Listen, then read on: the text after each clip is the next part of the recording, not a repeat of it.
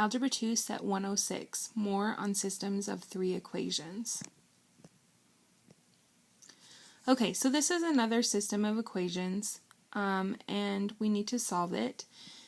And in this case, what we're going to do is we're going to try to eliminate one variable. We don't have any matching equations, so what we're going to do here is we have our top equation is 2x plus 3y equals negative 4, and we'll just try to eliminate that x.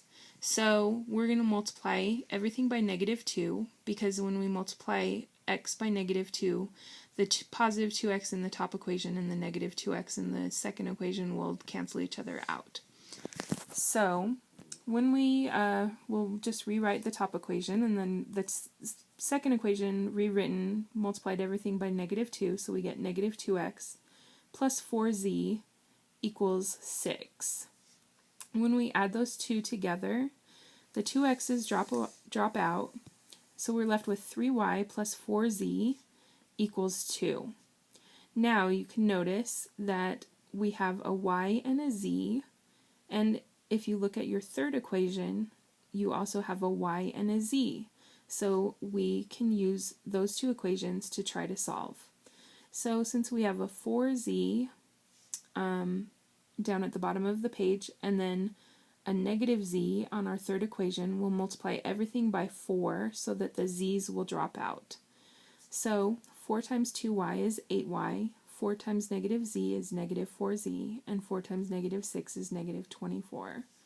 We'll add those together, so we get 11y equals negative 22. So y equals negative 2. So we'll take that negative 2 and we'll plug it into the top equation. 2x plus 3 times negative 2 equals negative 4. 2x minus 6 equals negative 4. So 2x equals 2. So x equals 1. Now we can take the fact that x equals 1 and put it in the second equation. 1 minus 2z equals negative 3. So negative 2z is going to be equal to negative 4. So z equals positive 2.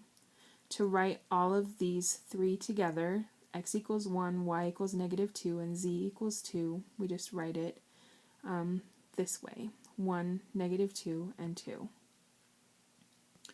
Another example, so we have 3y minus 2z equals negative 12, 2x minus 3z equals negative 5, and x minus 2y equals 6.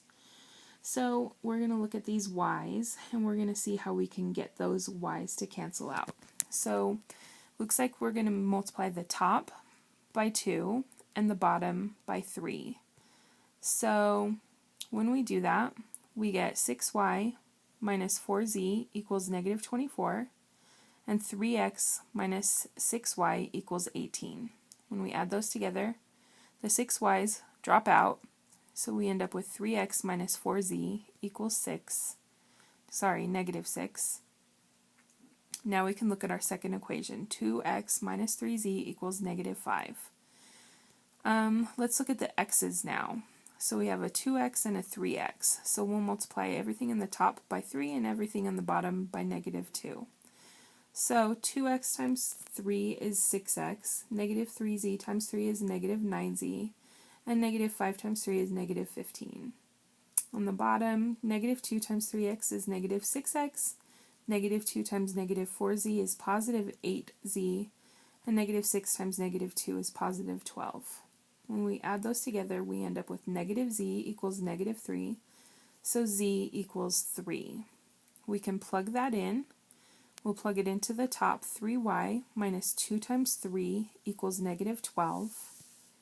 3y minus 6 equals negative 12, so 3y equals negative 6, and y equals negative 2.